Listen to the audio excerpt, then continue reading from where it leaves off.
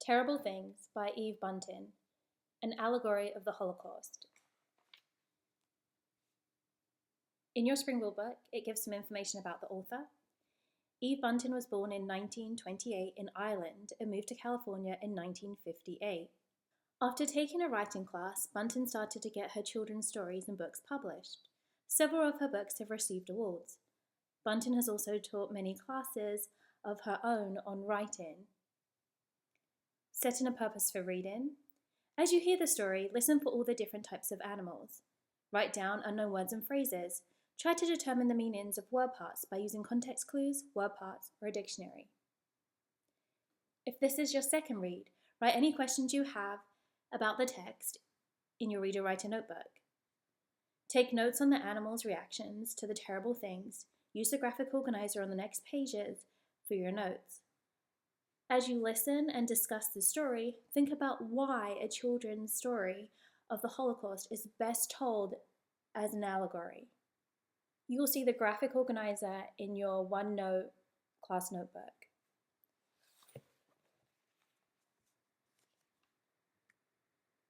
Eve Bunting, Terrible Things, an allegory of the Holocaust, illustrated by Stephen Gamble. Here is the foreword. In Europe, during World War II, many people looked the other way while terrible things happened. They pretended not to know that their neighbors were being taken away and locked in concentration camps. They pretended not to hear the cries for help. The Nazis killed millions of Jews and others in the Holocaust. If everybody had stood together at the first sign of evil, would this have happened? Standing up for what you know is right is not always easy, especially if the one you face is bigger and stronger than you. It's easier to look the other way, but if you do, terrible things can happen. So this story is an allegory, and if you remember back to Unit 1 when we read the poem, "O Captain, My Captain," we talked about an allegory. An allegory is a literary technique of extending a metaphor through an entire poem or story so that objects, persons, and actions in the text are equated with meanings that lie outside the text. So for example, "O Captain, My Captain" talked about Abraham Lincoln and the Civil War, but it didn't mention it in the poem. This story is an allegory of the Holocaust, so it won't mention the Holocaust. Remember that a metaphor is the comparison of two unlike things where one thing becomes the other. So for example, in "O Captain, My Captain," Abraham Lincoln, who was the President of the United States, was compared to a captain of a ship. The United States was compared to the ship. The treacherous journey that they went on was the Civil War. The clearing in the woods was home to the small forest creatures. The birds and squirrels shared the trees. The rabbits and porcupines shared the shade beneath the trees, and the frogs and fish shared the cool brown waters of the forest pond. They were content. Until the day terrible things came. Little Rabbit saw the terrible shadows before he saw them. They stopped at the edge of the clearing, and their shadows blotted out the sun. "We have come for every creature with feathers on its back," the terrible things thundered.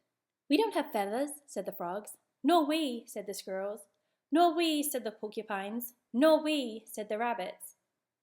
The little fish leaped from the water to show the shine of their scales, but the birds twittered nervously on the tops of the trees.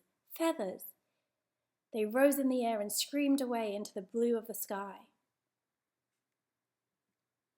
But the terrible things had brought their terrible nets, and they flung them high and caught the birds and carried them away. The other forest creatures talked nervously among themselves. "Those birds were always too noisy," Old Porcupine said. "Good riddance, I say." "There's more room in the trees now," the squirrel said. "Why did the terrible things want the birds?" Little Rabbit asked. "What's wrong with feathers?" "We mustn't ask," Big Rabbit said. "The terrible things don't need a reason. But just be glad it wasn't us they wanted." Now there were no birds to sing in the clearing, but life went on almost as before, until the day the terrible things came back. Little Rabbit heard the thump of their terrible feet before they came into sight. "We have come for the very bushy-tailed creatures who live in the clearing," The terrible things thundered. "We have no tails," the frog said. "Nor do we, not real tails," the porcupine said. The little fish leaped from the water to show the smooth shine of their finned tails, and the rabbits turned their rumps so that the terrible things could see them for themselves. "Our tails are round and fluffy," they said. "By no means are they bushy." The squirrels chittered, their fear ran high into the treetops, but the terrible things swung the terrible nets higher than the squirrels could run and wider than the squirrels could leap, and they caught them all and carried them away. "Those squirrels were greedy," Big Rabbit said. "Always throwing away things for themselves, never sharing." "But why did the terrible things take them away?" Little Rabbit asked. "Did the terrible things want the clearing for themselves?" "No, they have their own place," Big Rabbit said. "But the terrible things don't need a reason. Just mind your own business, Little Rabbit. We don't want them to get mad at us." Now there were no birds to sing or squirrels to chitter in the trees, but life in the clearing went on almost as before, until the day the terrible things came again. Little Rabbit heard the rumble of their terrible voices. "We have come for every creature that swims," the terrible things thundered. "Oh, we can't swim," the rabbit said quickly. "And we can't swim," the porcupine said. The frogs dived deep into the forest pool, and ripples spiraled like corkscrews on the dark brown water. The little fish darted this way and that in streaks of silver. But the terrible things threw their terrible nets down into the depths, and they dragged up the dripping frogs and the shimmering fish and carried them away. "Why did the terrible things take them?" Little Rabbit asked. "What did the frogs and the fish do to them?" "Probably nothing," Big Rabbit said. "But the terrible things don't need a reason. Many creatures dislike frogs, lumpy, slimy things, and fish are so cold and unfriendly, they never talk to any of us." Now there were no birds to sing, no squirrels to chitter, no frogs to croak, no fish to play in the forest pool. A nervous silence filled the clearing. But life went on almost as usual, until the day the terrible things came back. Little Rabbit smelled the terrible smell before they came into sight. The rabbits and the porcupines looked everywhere except at each other. "We have come for every creature that sprouts gills," the terrible things thundered. The rabbits stopped quivering. "We don't have quills," they said, fluffing their soft white fur.